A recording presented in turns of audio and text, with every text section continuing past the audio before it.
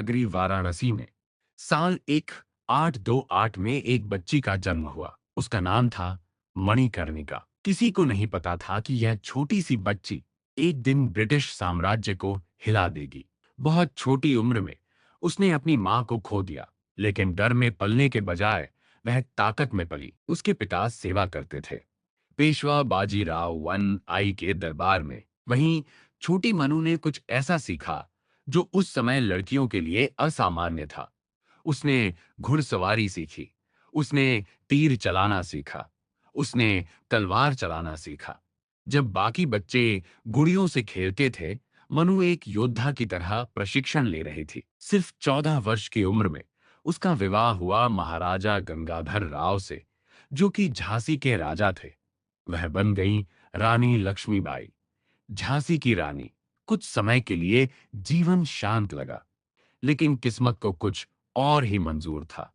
उनका नवजात पुत्र जन्म के कुछ समय बाद ही चल बसा। महल में सन्नाटा छा गया। बाद में राजा ने एक पुत्र गोद लिया, दामोदर राव। लेकिन इससे पहले कि वह बड़ा होता, फिर एक और दुख आ गया। राजा का देहांत हो गया और अब एक युवा विधवा दुनिया की सबसे शक्तिशाली साम्राज्य के सामने अकेली खड़ी थी। ब्रिटिश ईस्ट इंडिया कंपनी ने लॉर्ड डलहौजी के नेतृत्व में एक क्रूर नीति लागू की, डॉक्ट्रिन ऑफ लैप्स।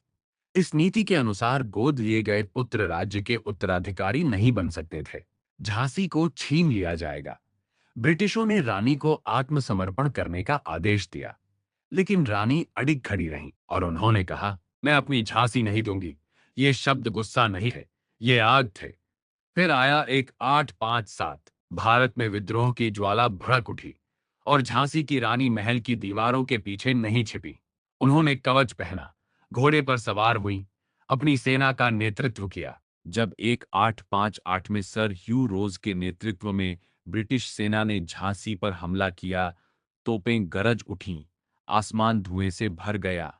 लेकिन लक्ष्मीबाई तूफान की तरह लड़ी। कई हफ्तों तक उन्होंने किले की रक्षा की, लेकिन अंततः दीवारें टूट गईं और यहीं से जन्म लेती है एक किंवदंती। एक अंधेरी रात में उन्होंने अपने छोटे बेटे को पीठ पर बांधा, घोड़े पर सवार हुई और झांसी के किले की दीवार से छलांग लगा दी।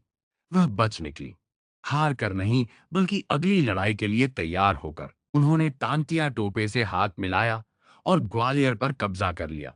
लेकिन ब्रिटिशों ने फिर हमला किया। 18 जून 1858 कोटा की सराय के युद्ध मैदान में रानी लक्ष्मीबाई ने अपनी अंतिम लड़ाई लड़ी।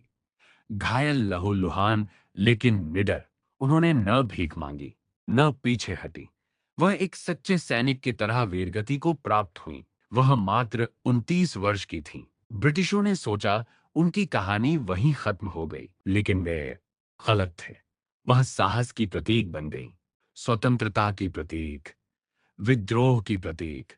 कवयित्री सुभद्रा कुमारी चौहान ने उन्हें अमर कर दिया। इन पंक्तियों में खूब लड़ी मर्दानी, वो तो झांसी वाली रानी थी और आज भी उनकी प्रतिमा खड़ी है, हाथ में तलवार, पीठ पर बच्चा, हमेशा याद दिलाती हुई कि साहस का कोई लिंग नहीं होता और स्वतंत्रता त्याग मांगती है।